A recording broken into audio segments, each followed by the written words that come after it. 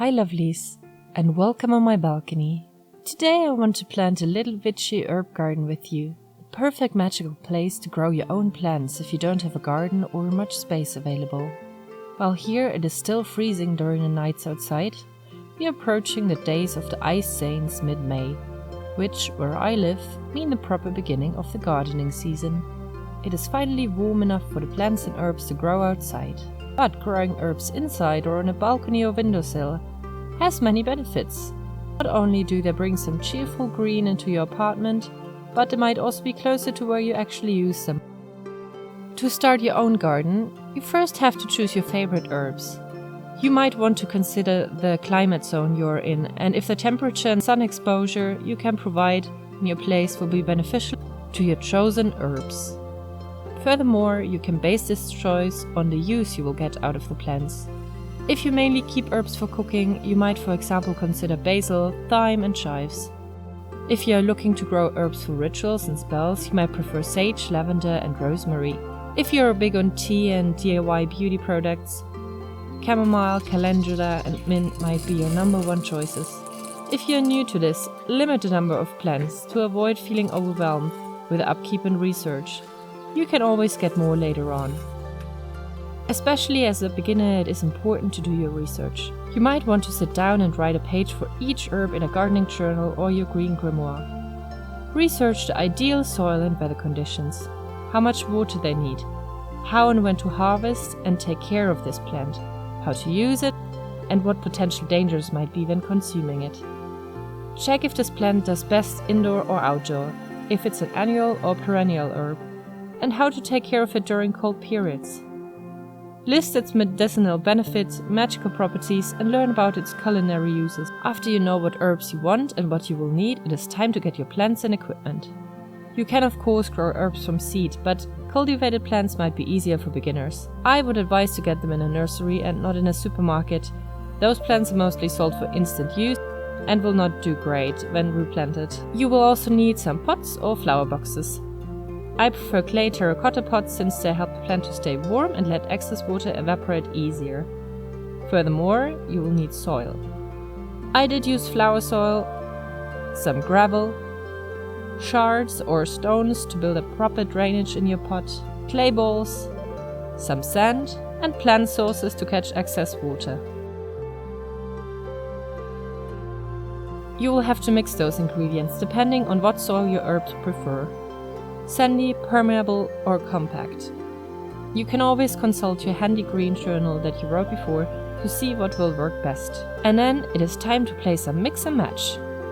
Choosing the right kind of pot for your plant is important, since they all have different roots. Some grow deep into the soil and require a deeper pot. Others are growing more shallow, but spread wide to the sides. You can also plant multiple plants in one pot, but be sure that they like each other and how far apart they should be planted. And now we plant our little green darlings.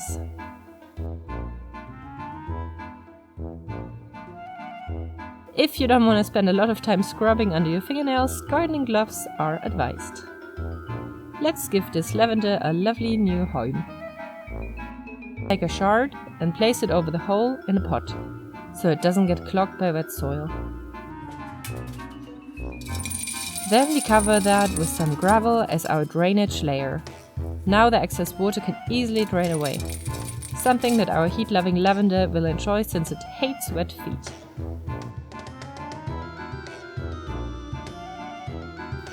Now we add in the proper soil.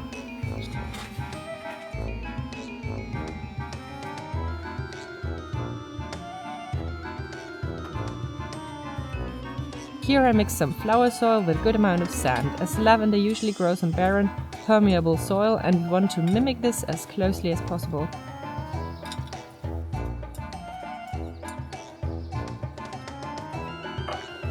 Now let's free it from the pot it came in. By the way, it is very important to replant your herbs and don't let them sit in the container they came with.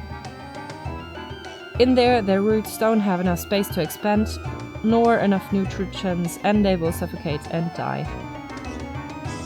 As you can see, lavender has very deep roots, which is why we plant it into a deeper pot.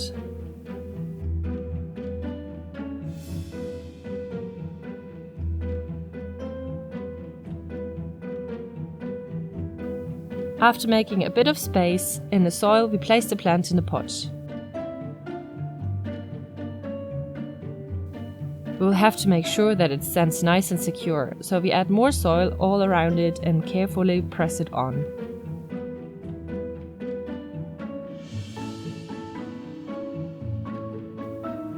Then it is time to water our plant.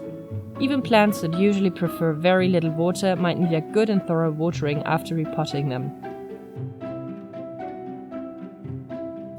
Look at your specific notes to be sure.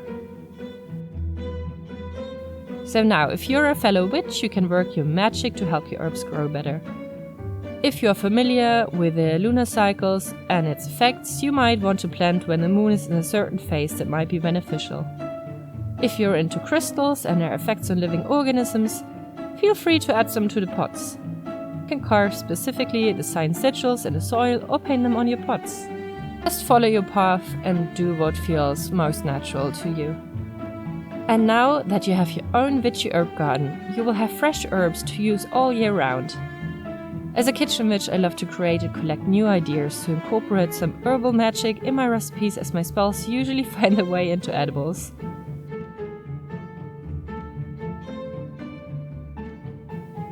If you like, I'll share a very special little treat from my Kitchen Witch grimoire with you.